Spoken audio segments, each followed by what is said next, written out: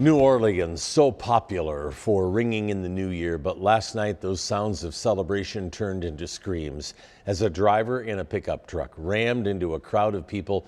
Now 15 reported dead, with dozens of others injured. Ivan Rodriguez in New Orleans, where the case continues to unfold, and a warning for you, some of the video in this report is graphic and disturbing. An earth cam in the French Quarter captured the moment overnight when officers raced toward an unspeakable act of violence that left witnesses stunned. There were just bodies and the screams.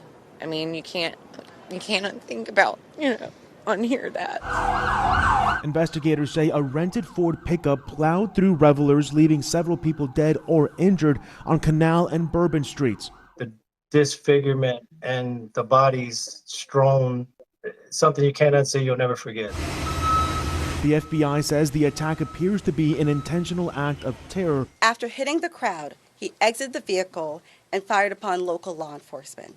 Law enforcement returned fire and the subject was pronounced deceased at the scene. The FBI confirms that the deceased suspect had an ISIS flag at the time of the attack. The subject has been identified as 42-year-old Samsud Dim Jabbar, a U.S.-born citizen from Texas. The FBI confirmed that improvised explosive devices were also found at the scene. Questions swirl around how he accessed busy streets on New Year's Eve in the first place. These metal bollards literally come up from the ground to prevent a vehicle from gaining enough speed to cause the kind of mass damage that we saw this morning. Those barricades were not up, period. We are committed, no doubt, to uncovering all details surrounding this tragedy.